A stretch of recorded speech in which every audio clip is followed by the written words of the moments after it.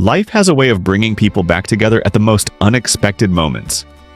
Sometimes a single decision, one that seemed insignificant at the time, can come full circle years later, altering everything. We often think we've moved on from the past, but what if the past hasn't moved on from us? What if a choice made in desperation, or a fleeting moment shared with a stranger, ended up shaping a future we never saw coming?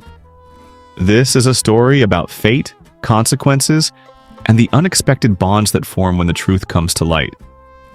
A man who believed he had control over his life is confronted with a reality he never anticipated. A woman who made a sacrifice to protect someone she loved now faces the path she tried to leave behind. And in the middle of it all, a boy who unknowingly holds the key to a connection that was never meant to be forgotten. But when the truth finally emerges, how do you face something that was never part of your plan? Do you fight for what you've lost, or do you walk away? What would you do if a decision from your past suddenly changed your future? Drop your thoughts in the comment while we dive into the story. 15 years ago, the city hummed with its usual restless energy. Cars honking, lights flickering, people rushing toward their own versions of survival. Natalie Evans stood at the edge of that chaos, her world shrinking smaller and smaller with every passing day. She was 22 then, her dark hair pulled back in a messy bun, her hands trembling as she clutched a crumpled stack of hospital bills. Her mother's illness had carved a jagged hole through their lives. Cancer, relentless and cruel, draining every penny they didn't even have. Natalie worked 2 jobs. Mornings at a diner where the coffee stained her apron, nights at a convenience store where the flickering neon sign buzzed like a trapped fly. But it wasn't enough. The numbers on those bills mocked her, growing larger while her hope grew thinner. She wasn't the kind of person who dreamed of escape. She didn't have time for fantasies about a knight in shining armor or a winning lottery ticket. Life had taught her early that you either fought or you sank, and Natalie fought. But that night, 15 years ago, something shifted. She'd been walking home after a double shift, her feet aching, her mind foggy with exhaustion, when a friend from the diner pulled her aside. "There's a way to make quick money," the friend had whispered, her voice low and urgent. "It's not pretty, but it works." Natalie didn't ask questions. She didn't have the luxury of pride anymore. Her mother needed treatment, and the hospital wasn't taking IOUs. Across town, in a world that might as well have been another planet, Ryan Calloway leaned back in the leather seat of his sleek black car, the city lights streaking past like brushstrokes of gold. He was 30 then, sharp-jawed and sharper-minded, a man who'd built a small empire out of nothing but ambition and a knack for closing deals. His life was a whirlwind of boardrooms, private jets, and penthouse views, luxury woven into every moment. He didn't think about struggle, it wasn't part of his vocabulary. That night, he'd been at some upscale bar, the kind with overpriced cocktails and women who smiled like they were auditioning for a role. He wasn't looking for anything serious, just a distraction, a fleeting thrill to break the monotony of his perfectly controlled existence. Their paths crossed in a haze of desperation and chance. Natalie had agreed to the arrangement her friend set up. One night, no strings, cash up front. Ryan had been the man waiting in the dimly lit hotel room, his tie loosened, his eyes scanning her with a mix of curiosity and detachment. She didn't tell him her name, didn't explain the weight pressing down on her shoulders. He didn't ask. To him, it was a transaction, a moment of mutual convenience. To her, it was survival. They spoke little. Words felt unnecessary when the air was thick with unspoken need. When it was over, she took the money and left, her footsteps echoing down the hallway as she disappeared into the night. Ryan watched her go, shrugged, and moved on. By morning, she was a memory he wouldn't bother to keep. 15 years later, the world has turned over countless times. Ryan Calloway stands in his high-rise office, the city sprawling beneath him like a kingdom he's conquered. At 45, he's aged into his power, gray flecks in his hair, a jawline still firm, a suit that costs more than most people's rent. His days are a rhythm of meetings, contracts, and calculated risks, each one pushing his business higher. He's alone by choice, not necessity, Relationships are too messy, too demanding for a man who thrives on control. His assistant, a brisk woman named Claire, stands by his desk, flipping through a tablet as she rattles off updates. "This quarter's profits exceeded projections," she says, her tone clipped and efficient. "That should keep the investors off your back for a while." Ryan nods, his gaze drifting to the skyline. "Good. They're like vultures otherwise." Claire taps the screen. "There's also the charity gala tomorrow night. Will you be attending?" He sighs, rubbing his temples with 2 fingers. "Do I have a choice?" "Not if you want to keep your reputation intact," she replies, a faint smirk tugging at her lips. "It's for a good cause, medical research or something. You'll shake a few hands, write a check, and be out in an hour." "Fine," he mutters. "Make sure it's quick. You know I hate wasting time on these things." Claire nods and strides out, leaving him alone with the hum of the city below. He has no idea that tomorrow night, in a room full of tuxedos and polite applause, his past is going to walk right up to him and demand to be seen. Miles away, in a modest apartment with peeling paint and a flickering kitchen light, Natalie Evans sits at a chipped wooden table, surrounded by a scattering of bills. She's 37 now, her face lined with years of quiet resilience, her hands rough from work that never ends. The diner closed years ago, but she's found a steady job at a warehouse, packing boxes until her back aches. It's not glamorous, but it keeps the lights on, barely. Her mother survived the cancer only to pass quietly 5 years later, from a heart too tired to keep going. Natalie doesn't dwell on it. She can't. Her life isn't her own anymore. It belongs to Jake, the boy who's kept her moving forward all these years. Jake Evans is 15, lanky and sharp-eyed, with a mop of dark hair he's constantly pushing out of his face. He walks into the kitchen, his backpack slung over one shoulder, and pauses when he sees his mother hunched over the table. The bills are a familiar sight. He's grown up watching her wrestle with them, her pencil scratching out numbers that never quite add up. He drops his bag by the door and crosses the room, his sneakers scuffing the worn linoleum. "Mom, do you need help with anything?" he asks, his voice soft but steady.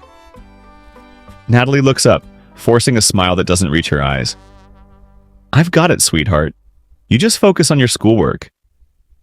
He frowns, leaning against the counter. "You always say that. You're always tired." She sighs, reaching out to ruffle his hair, a gesture she's done since he was small. "That's what moms do. We handle things." Jake hesitates, his gaze dropping to the floor. "You handle everything alone." The words hang there, heavy and true. Natalie's hand freezes midair, then falls to her lap. She looks at him, really looks at him, and sees the boy who's become her whole world. He's got her stubborn chin, her quiet strength, but there's something else in his features. Something she tries not to think about. A shadow of a man she met once, 15 years ago, in a moment she's buried deep. She's never told Jake the truth about his father. How could she? She doesn't even know his name, just a face, a voice, a fleeting encounter that left her with a son and a secret she's carried alone. "I'm okay, Jake," she says finally, her voice softer now. "We're okay." He nods, but there's a flicker of doubt in his eyes. He grabs an apple from the counter and heads to his room, leaving her with the bills and the weight of a past she's never shared. She doesn't know it yet, but tomorrow that past is going to find her whether she's ready or not. The city keeps moving, oblivious to the threads of fate tightening around 2 lives that were never meant to stay apart. Ryan Calloway will walk into that charity gala tomorrow night, his mind on profits and handshakes, completely unaware that a boy with his eyes is about to step into his orbit. Natalie Evans will be there too, not as a guest, but as part of the catering staff, her apron tied tight, her focus on earning a little extra to cover next month's rent. And Jake? He'll be there by chance, tagging along to help his mom, his curiosity about the world beyond their apartment, pulling him into a moment that will rewrite everything. Their worlds collided once, briefly, in a hotel room 15 years ago. Tomorrow, they'll collide again, this time with a truth neither of them can outrun. A man who thinks he controls his life will face a son he never knew he had. A mother who's carried the weight alone will see the past she left behind standing in front of her. And a boy, caught between them, will start asking questions that demand answers. So, here's a question for you, all watching. What would you do if you discovered a child you never knew existed? Would you step up, take responsibility, or turn and walk away? Drop your thoughts in the comments below because trust me, this story is just getting started, and the choices these characters make are going to shake everything up.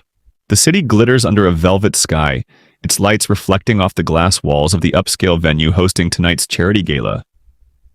Inside, the air buzzes with the hum of wealth. Crystal chandeliers gleam overhead, waiters weave through the crowd with trays of champagne, and the murmur of polished voices fills the room. Ryan Calloway moves through it all like a man who belongs, his tailored suit hugging his frame, his handshake firm as he greets the usual parade of investors and philanthropists. At 45, he's mastered this game. Every smile calculated, every word chosen to keep his empire humming along. He's here out of duty, not desire, counting the minutes until he can slip away and leave the small talk behind. The gala's cause, medical research, barely registers with him. He'll write a check, pose for a photo, and call it a night. His assistant Claire hovers nearby, her tablet glowing as she murmurs reminders about who to charm next. Ryan nods absently, his mind already drifting to tomorrow's board meeting. This is his world. Controlled. Predictable. A machine he's built piece by piece over decades. Relationships? He's had plenty. Brief, uncomplicated flings that end before they can demand anything real. Commitments? Those are for other people. His past? A closed book. Pages he hasn't flipped through in years. Or so he thinks. Across the room, beyond the velvet rope separating the guests from the staff, Natalie Evans adjusts her catering apron, her hands quick as she balances a tray of hors d'oeuvres. At 37, she's a quiet force. Her dark hair tied back, her movements efficient from years of working harder than anyone should have to. This gig is extra cash, a chance to chip away at the stack of bills waiting at home. She doesn't belong in this world of glittering dresses and casual wealth, but she's here anyway, blending into the background like she's trained herself to do. Her focus is singular. Get through the night, get paid, get back to Jake. Jake Evans lingers near the kitchen entrance, his lanky frame slouched against the wall. At 15, he's all sharp edges and restless energy.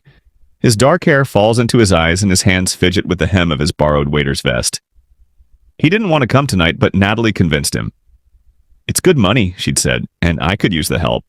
He'd grumbled but agreed, partly because he hates seeing her so tired, partly because he's curious about the kind of people who fill a room like this. He watches them now, the men in suits, the women in gowns, his gaze cool and assessing. They're nothing like the life he knows, the one he's built with his mom in their cramped apartment across town. The night rolls on, a steady rhythm of clinking glasses and hollow laughter. Ryan drifts toward the bar, needing a break from the endless handshakes. He orders a whiskey, neat, no fuss, and leans against the counter, scanning the room with a detached eye. That's when he sees him.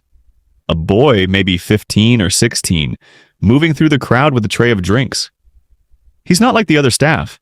There's a confidence in his step, a sharpness in the way he holds himself that doesn't fit the role.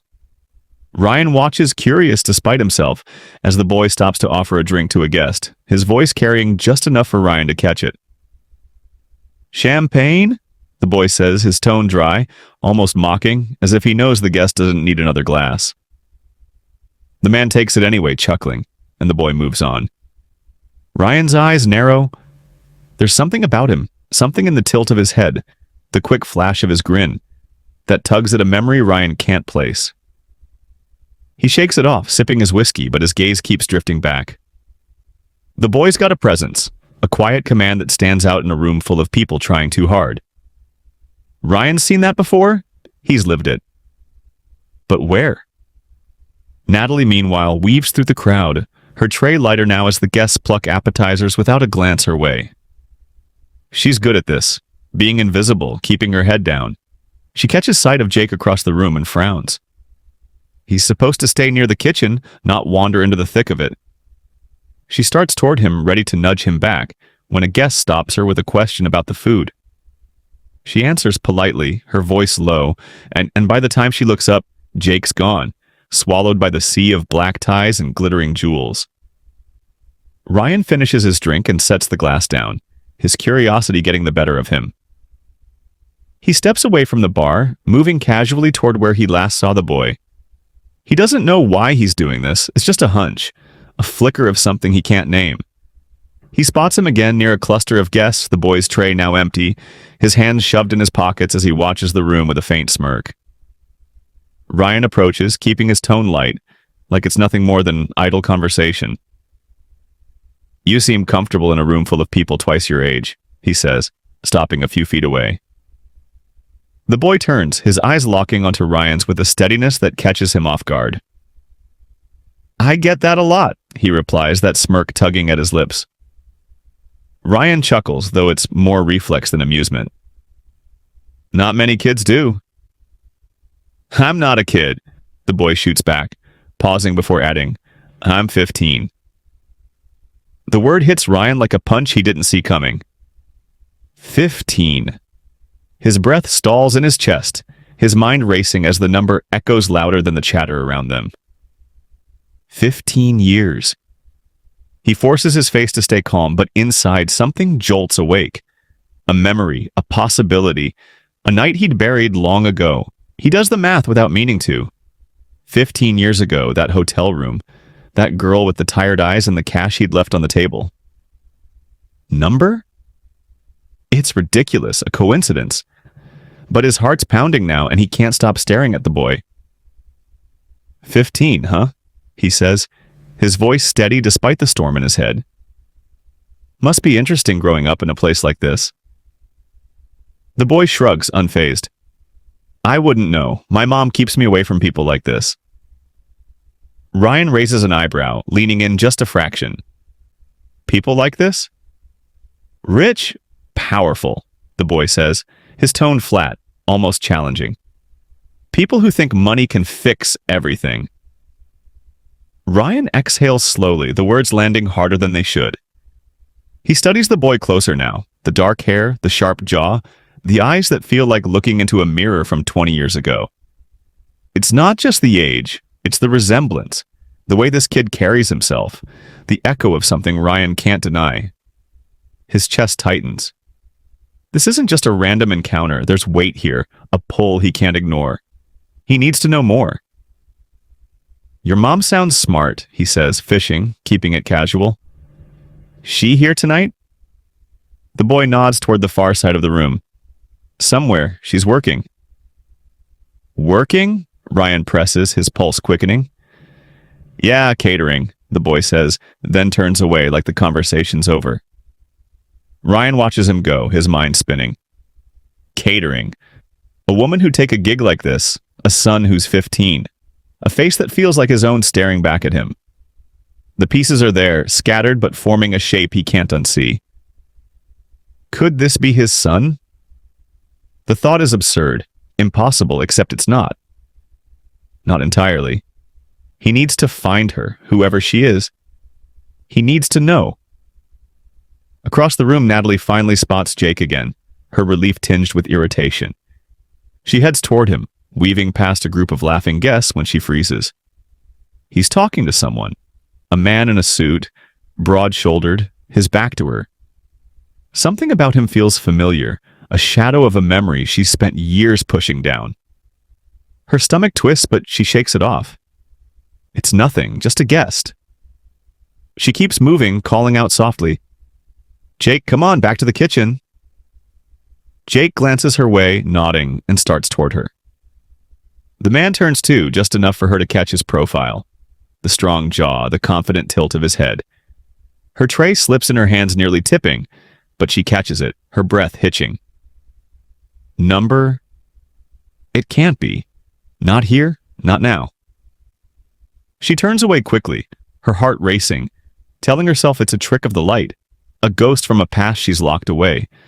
But Ryan's seen her now, the woman with the tray, the one the boy nodded to. She's moving fast, disappearing into the crowd, but not before he catches the flash of recognition in her eyes. His gut twists. He knows her. Not her name, not her story, but her face. Those tired eyes, that quiet strength. 15 years ago, one night, and now a boy who could be his.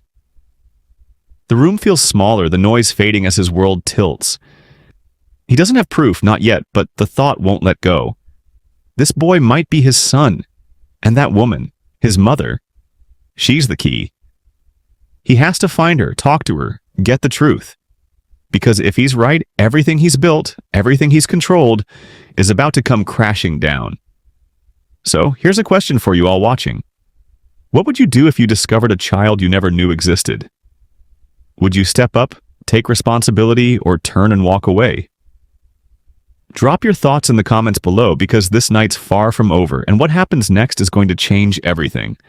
The morning after the charity gala, Ryan Calloway sits in his high-rise office, the city sprawling beneath him like a map he's memorized.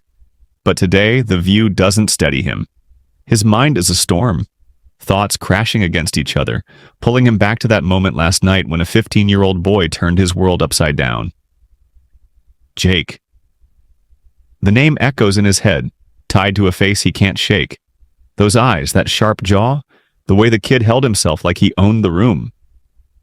It's too familiar, too much like looking at a younger version of himself. Ryan spent years building a life where nothing surprises him, where every move is calculated, every outcome controlled. Now, for the first time in a long time, he's rattled. He leans back in his chair, staring at the ceiling, replaying the encounter. 15 years. The math lines up too perfectly. 15 years ago, that night in the hotel room, the girl with the tired eyes who took the money and left without a word. He'd pushed it out of his mind back then, filed it away as a fleeting distraction. But now? Now it's clawing its way back, demanding to be seen. Could Jake be his son? The idea feels wild, impossible, yet the more he turns it over, the more it sticks. He needs answers. He can't let this go. Ryan grabs his phone and dials Claire, his assistant, his voice sharp when she picks up. I need you to do something for me. Find out everything you can about a woman named Natalie Evans. She's got a son named Jake. I want details, where she works, where she lives, anything you can dig up. Claire's tone is all business, unfazed by the urgency in his voice. Anything specific, sir? Everything, he snaps, then softens slightly. Just get me every lead you can, I don't care what it takes. He hangs up, his fingers drumming on the desk as his mind races. Tracking down someone from 15 years ago won't be easy. People move, names change, lives shift. But Ryan's built an empire on persistence. He's used to getting what he wants, bending the world to his will. This feels different, though, bigger, heavier. If Jake is his son, it's not just a loose end to tie up. It's a piece of himself he never knew existed, a crack in the armor he's worn for years. The next few days blur into a relentless hunt. Claire comes through with a thin file, Natalie Evans, 37, single mother, last known address on the east side of the city. She works a warehouse job, picks up catering shifts on the side. No criminal record, no social media, nothing flashy. Just a woman scraping by. Ryan pores over the details, each one painting a picture of a life so far removed from his own it's hard to fathom. He makes calls, pulls strings, even drives across town to check out places she might have been. A diner that's now a vape shop, a convenience store where an old clerk vaguely remembers a girl named Natalie from years back. Every lead feels like chasing a ghost, but he keeps going. Finally, after days of digging, he finds her. A small cafe on the edge of town, the kind with chipped mugs and a handwritten menu board. She's there, wiping down a table in a faded apron, her movements quick and practiced. Ryan watches her through the window for a moment, his breath catching.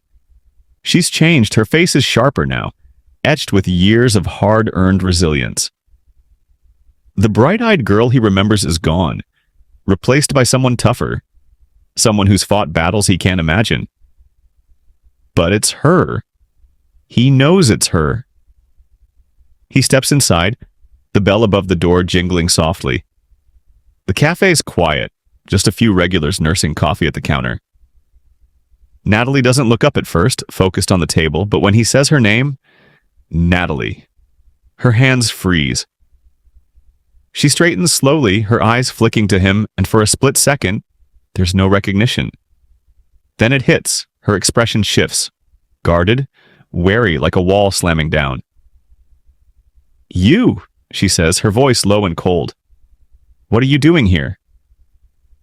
I've been looking for you, Ryan replies, keeping his tone casual despite the nervous edge creeping in. We need to talk. She wipes her hands on her apron, her jaw tightening. No, we don't. I don't owe you anything. He steps closer, his voice growing insistent. I know about Jake. Her eyes narrow, a flicker of something. Fear, maybe, crossing her face before she locks it down. What about him? I met him, Ryan says, watching her reaction. He's my son, isn't he? Natalie's hands tremble for a heartbeat, but she hides it fast, folding her arms across her chest. She shakes her head, a pained look flashing in her eyes before she buries it under anger. This is none of your business. You had your chance. You made your choice all those years ago. Ryan's stomach twists. I didn't know, he says, softer now, almost pleading. You never told me. I never even knew you were pregnant. Why didn't you tell me? Her voice rises, sharp and raw. Why? Because you wouldn't have cared. You weren't interested in anything but yourself. You had your life, your future. I had mine, and I wasn't going to let you mess it up. The words land like a slap, and Ryan stands there, stunned as they sink in. She never told him. She carried this alone. Pregnancy, childbirth, 15 years of raising a kid, without ever reaching out. He'd assumed she'd vanished because that night meant nothing, but now he sees it differently. She didn't trust him, didn't want him, didn't think he'd step up, and maybe she was right. Back then he was a different man, selfish, driven, blind to anything that didn't serve his climb. But hearing it now, from her, it cuts deeper than he expected. I could have helped, he says quietly, more to himself than to her. I would have helped. Natalie's eyes blaze, her voice shaking with fury. Number, you couldn't have. I didn't need your help, and I didn't want it. You weren't the father I needed for my son. I've done just fine on my own. The weight of her words crashes over him, and for the first time in years, Ryan feels helpless. He's spent his life bending the world to his will. Money, power, control. But standing here, facing her anger, he's got nothing. No leverage, no strategy. Just a truth he can't outrun. He missed it all. The first steps, the birthdays, the moments that made Jake who he is. And Natalie? She built that life without him, brick by brick, while he was busy building something else. He takes a breath, steadying himself, and meets her gaze. I'm not asking you to forgive me, he says, his voice firm now. But I'm here now. I want to be a part of his life. I want to get to know him. And I want to make things right if you'll let me. Natalie stares at him, her eyes flashing with disbelief. Make things right? How? After all these years, you think you can just waltz in and make everything better? This isn't a business deal, Ryan. This is my son's life. You don't get to play the hero now. Her words sting, but he doesn't flinch. He sees it. The fierce protectiveness in her. The way she's shielding Jake like she's done for 15 years. She's a wall, unyielding, forged by time and sacrifice. But he sees something else too. The woman who, all those years ago, gave him a night he didn't deserve. The woman who carried his child and never asked for a thing. He doesn't know her, not really, but he knows she's fought harder than he ever had to. The cafe feels smaller now, the air thick with everything unsaid. Natalie turns away, grabbing a rag to wipe the counter, her movements sharp and deliberate, like she's pushing him out of her space. Ryan doesn't move. He's not ready to walk away, not yet. He's seen her anger, her strength, and it only makes him more determined. Jake's out there, a boy who might carry his blood, and Ryan can't let that go, not without trying. I'm not giving up, he says, his voice low but steady. I don't expect it to be easy.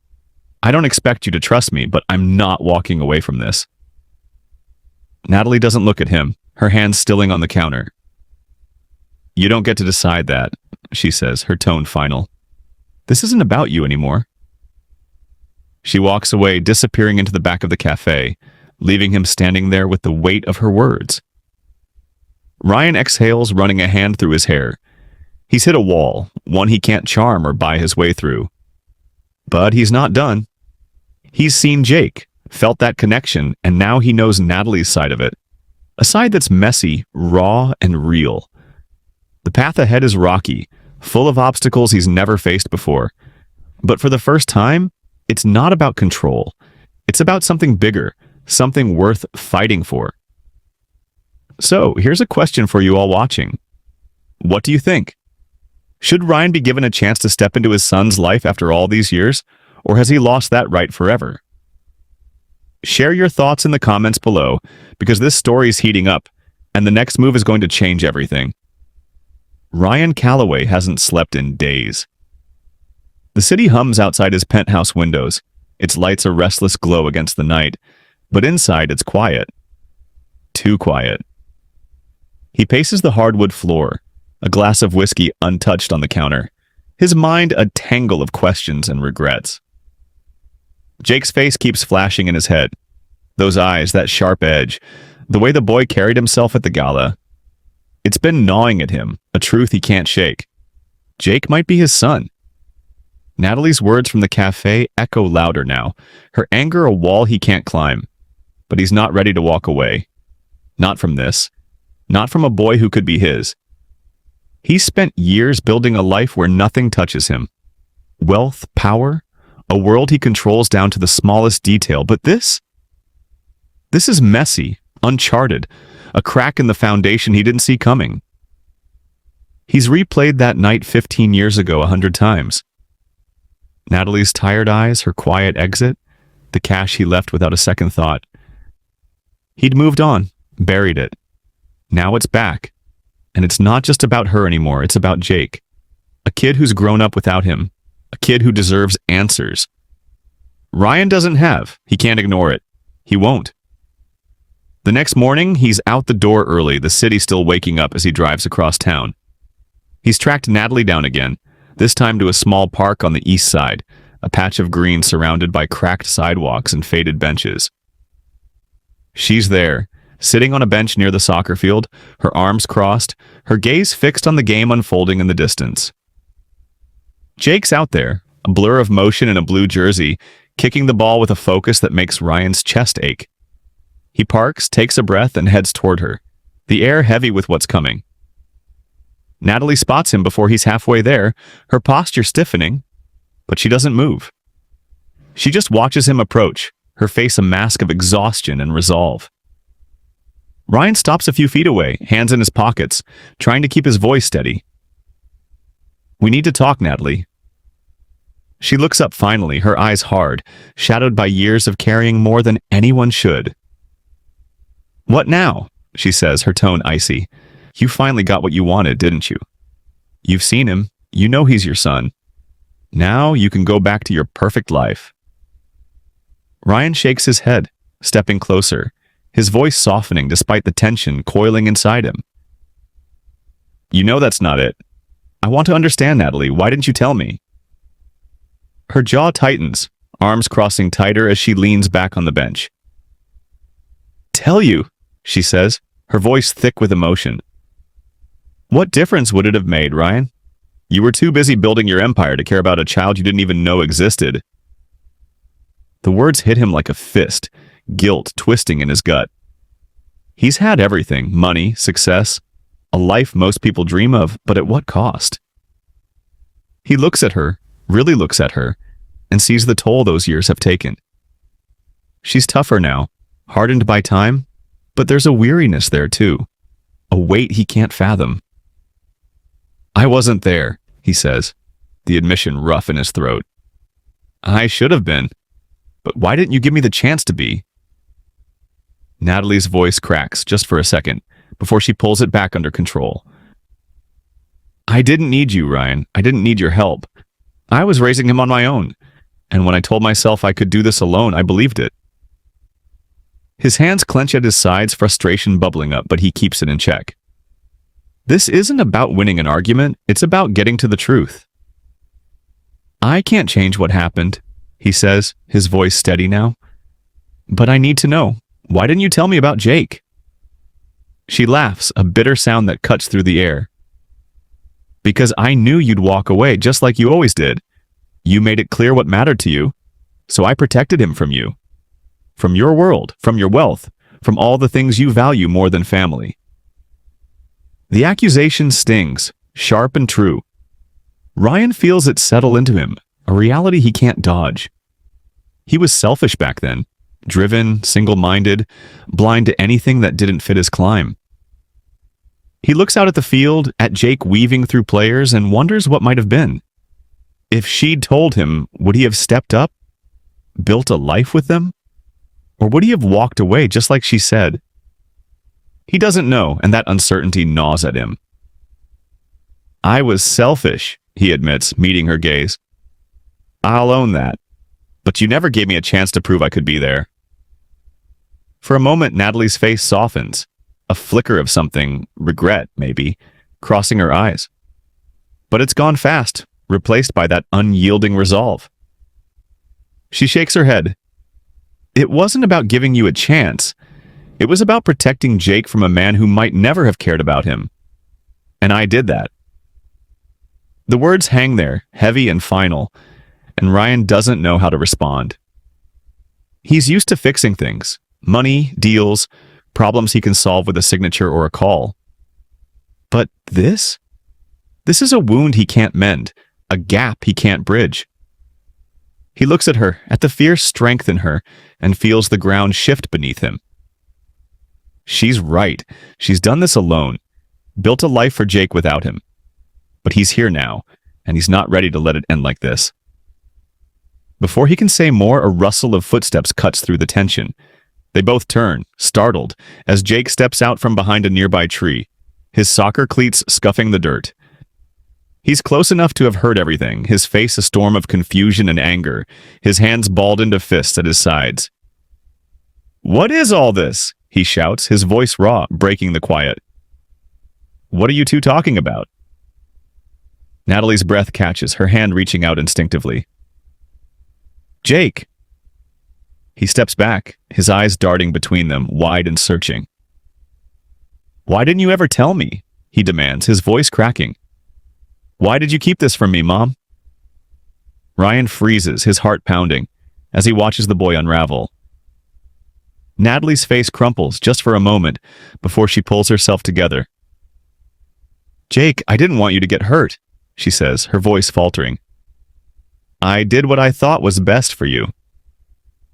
Jake shakes his head, tears brimming in his eyes. "But I deserve to know the truth. All of it. Why didn't you tell me I had a father? Why didn't you tell me I could have had more?" The words slice through Ryan, each one a jagged edge. He sees the pain in Jake's face. Confusion, betrayal, a kid caught in a mess he didn't make.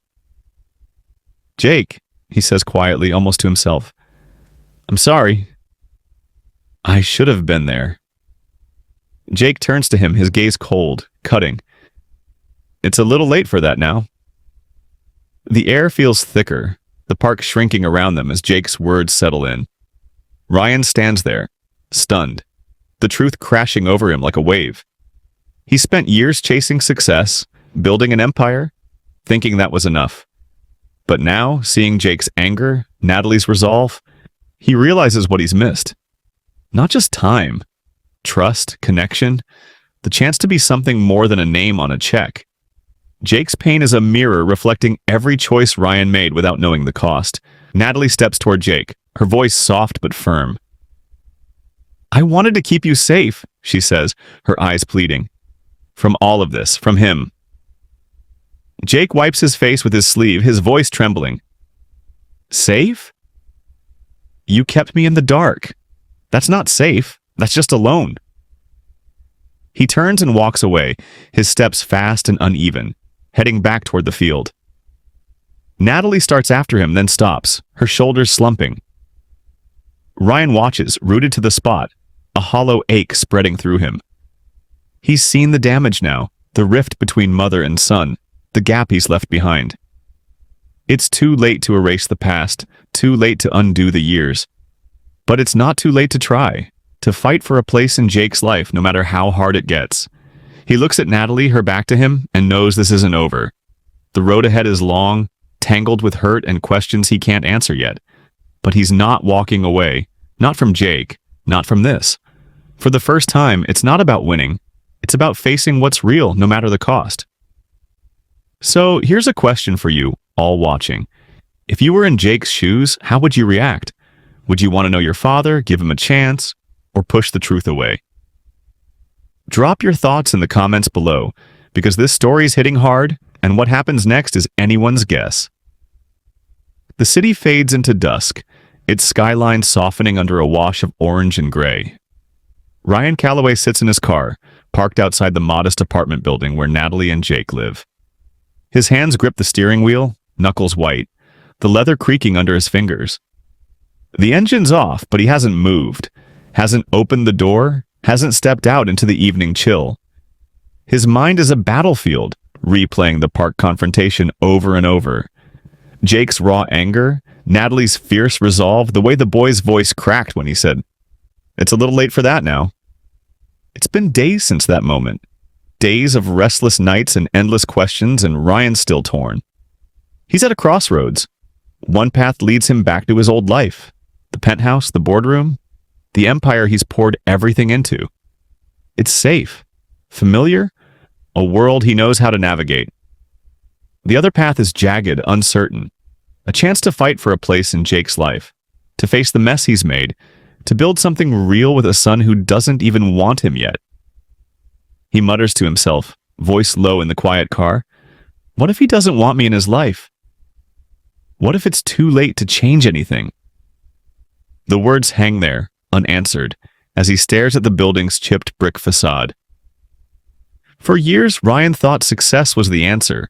Money, power, a name that opened doors. He'd built an empire brick by brick, convinced it was enough. But standing in that park, seeing Jake's hurt, hearing Natalie's truth, he'd felt it all crumble. Those things don't measure up to this, to a boy who might carry his blood, to a life he missed out on. He takes a deep breath, the air sharp in his lungs, and starts the engine. He knows what he has to do, even if it scares him more than any deal he's ever closed. Across town, the park is quiet now, the soccer field empty except for a few stray leaves skittering across the grass. Natalie sits on the same bench from days ago, her coat pulled tight against the evening chill, watching Jake kick a ball against a chain-link fence. He's been distant since the confrontation. Quieter, harder to reach. She sees the weight on him, the confusion in his sharp movements, and it twists her gut. She's spent 15 years shielding him, building a life where it was just the two of them, but now the truth's out and she can't pull it back. She doesn't know if she's lost him, if this crack between them will grow wider. Ryan's car pulls up near the park, the headlights cutting through the dim light before he shuts them off. He steps out, his breath visible in the cool air, and walks toward them, his steps deliberate but heavy. His heart's racing, a drumbeat he can't quiet because this moment, this choice, could shape everything. Natalie sees him first, her posture stiffening, but she doesn't stand. Jake pauses mid-kick, the ball rolling to a stop as he turns, his arms crossing, his face a mask of guarded tension. Ryan stops a few feet away, hands in his pockets, and looks at Natalie first. "I've thought a lot about what you said," he starts, his voice gentle but firm. "And I know I've made mistakes, but I want to try. For Jake, I want to be there. I want to make up for what I missed."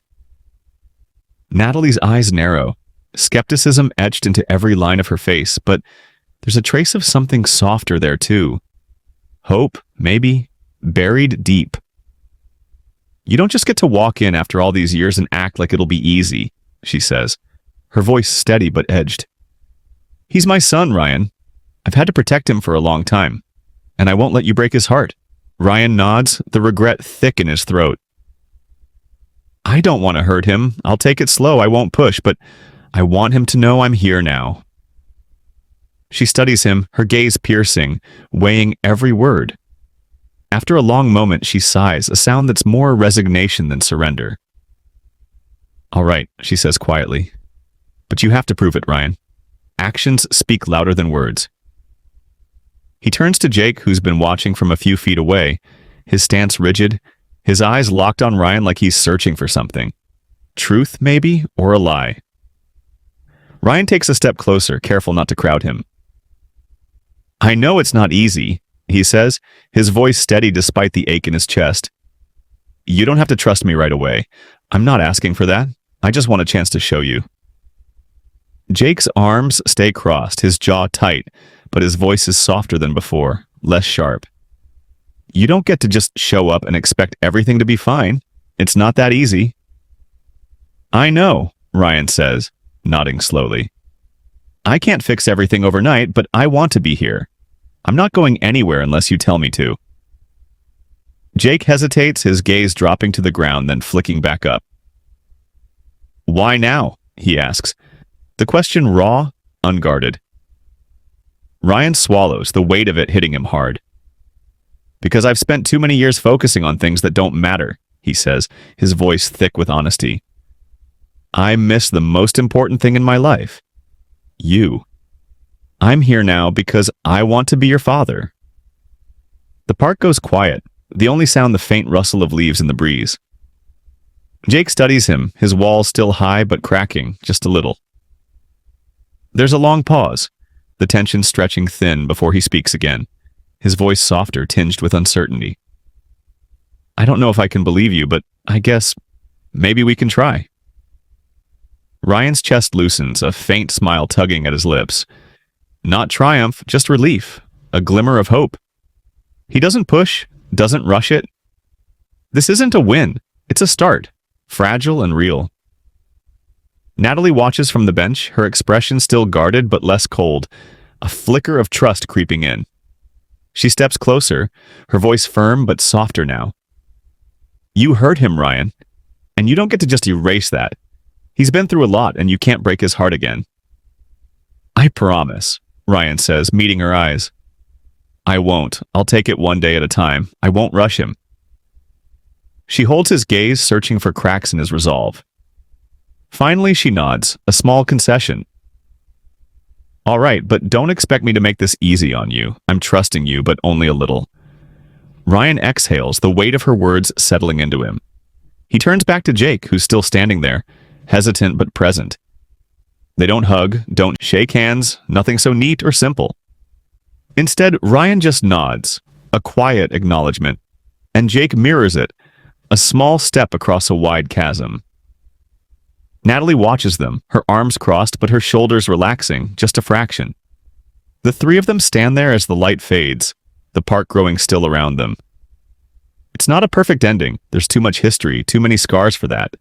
The past can't be undone, the years can't be reclaimed, but there's a shift, a crack in the walls they've all built, a chance for something new. Ryan knows it won't be easy. Trust takes time, healing takes longer. Jake's not ready to forgive, not fully, and Natalie's still watching, ready to protect her son at any cost. But for the first time in years, Ryan feels like he's doing something that matters, something bigger than himself.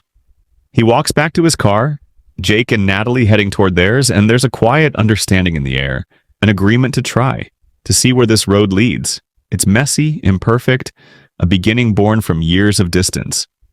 But it's enough. For now, it's enough. So here's a final question for you all watching. Do you believe in second chances? Can a person make up for lost time, or is it too late? Share your thoughts in the comments below, because this story's over, but the conversation's just starting. Thanks for sticking with me.